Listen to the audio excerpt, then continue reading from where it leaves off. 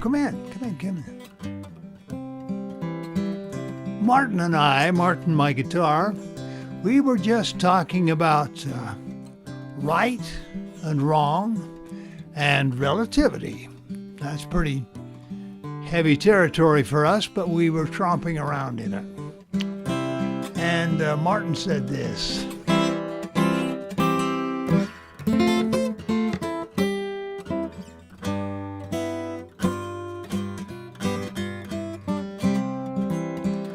That comes from an old hymn, fairly old hymn, and Martin likes it because Martin is a fairly old guitar. And I'm told that some fairly old people tend to think this way. I wouldn't know about that, but when I get fairly old, I'll get back to you on that one. Well, the song talks about choose the right. That's the title of it. And the second verse of it says this. Choose the right, let no spirit of digression overcome you in the evil hour. There's a right and a wrong to every question. Be safe through inspiration's power. Did you get that line? There's a right and a wrong to every question. Does that sound a little unusual today? A little controversial? Let's go back and find out why. Turn of the century, around 1902. A very gifted, perhaps overly qualified young man was working in the patent office in Bern, Switzerland. And he was so good at his job, which was to look at patents and say whether they were things and say if they were patentable. Were they different enough you could patent them? That was the job. It was easy for him. So easy they had plenty of time to think and to ponder. And he was the sort of person who would. And one of his ponderings was this. What would the universe look like if I were riding on a light beam? I'm sure we've all thought of that sometime. No. But he was a very gifted man. His name was Albert Einstein. You may have heard the name, I'm sure. Well, as he looked at that, analyzed it, began to do the mathematics to it, and spent a long time over it, some of his conclusions came up like this.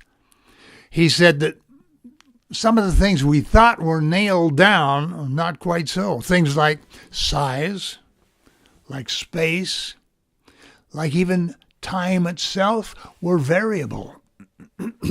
Basically, the faster an object went, the bigger it got and the slower time got. Sounds like sci-fi to me, but it has been proven. Matter of fact, we wouldn't be doing the stuff in space if it weren't for Einsteinian physics.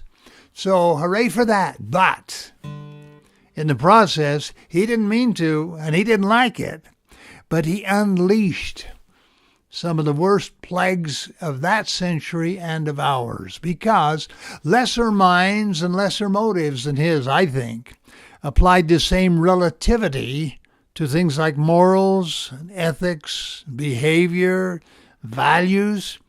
Einstein didn't have that in mind, but once you applied it to that, you just opened up all kinds of doors.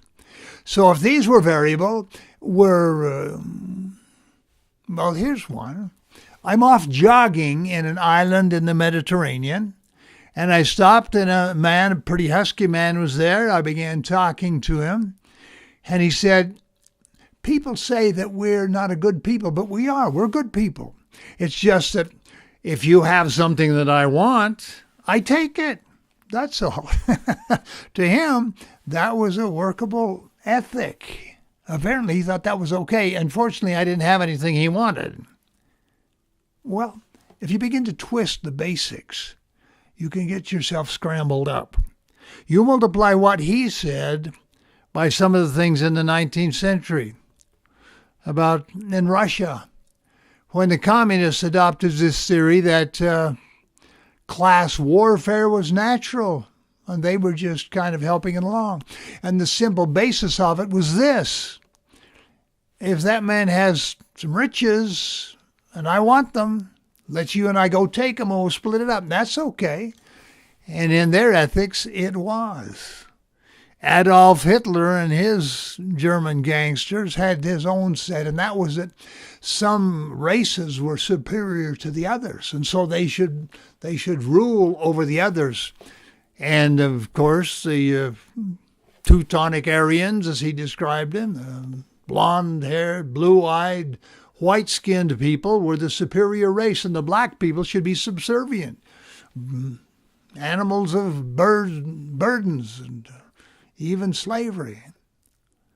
And some races were not even fit to live.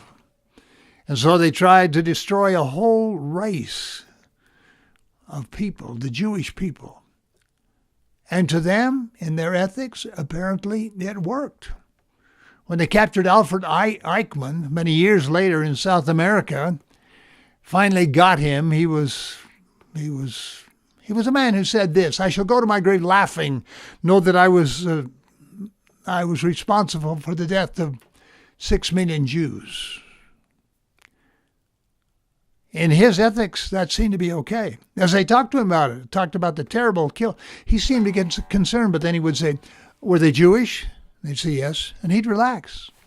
In his ethics, that didn't count. Horrible, terrible things. And lesser despots and lesser criminals have done the same thing. When we begin to mess with the basics of ethics, we can get ourselves embroiled and confused and drowned in all kinds of things and justify it. Well, this little song, and some of us believe that some things don't change. Our Declaration of Independence, for example. We hold these truths to be self-evident. They don't have to be proved. They're self-evident, that all men are created equal. That means something to us. But today we can see that twisted. Well, how about George Orwell in his book, 1945, Animal Farm? The famous statement, all pigs are equal, but some pigs are more equal than others. Well,